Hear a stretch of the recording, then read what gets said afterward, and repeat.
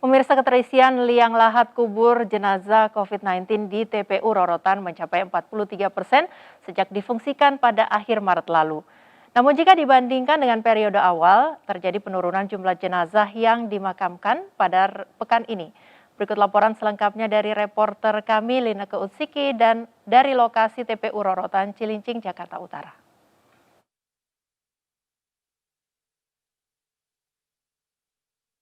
Pemirsa, aktivitas di TPU Rorotan Cilincing, Jakarta Utara hingga dengan malam hari ini masih terus berlangsung. Tidak hanya mobil ambulans saja yang silih berganti terus berdatangan, tetapi pihak dari keluarga juga turut hadir untuk menyaksikan proses pemakaman maupun mendoakan keluarga mereka yang meninggal akibat COVID-19. Karena demikian, kami tidak memantau adanya antrian ambulans dan bahkan kalau kami bandingkan dengan pekan-pekan sebelumnya, terjadi penurunan jumlah jenazah yang dimakamkan di TPU Rorotan, yakni jika sebelumnya angka jenazah yang dimakamkan bisa mencapai angka 200 hingga dengan 300 jenazah per harinya, tetapi di pekan ini terjadi penurunan. Contohnya di tanggal 17 Juli, jumlah jenazah dimakamkan ini hanya 140 jenazah saja. Kemudian di tanggal 18 Juli, sejauh ini jumlah jenazah yang dimakamkan yakni ada sebanyak 105 jenazah.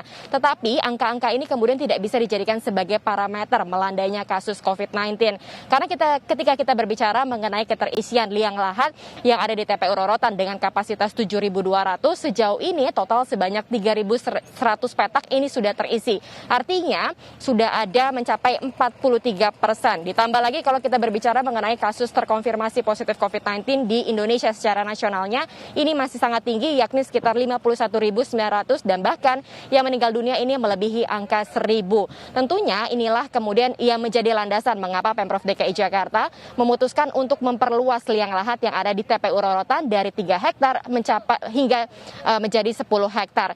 Dan pantauan kami di malam hari ini untuk mempercepat proses penggalian liang kubur tidak hanya puluhan petugas TPU saja yang masih terus bekerja hingga dengan malam hari ini, tetapi ada juga alat berat dari total 22 ekskavator yang terus disiagakan.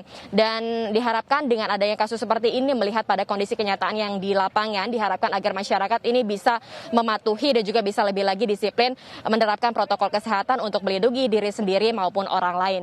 Dari Jakarta, Lineke Utsiki, Dimas Winardi, Yudi Richard, iNews melaporkan.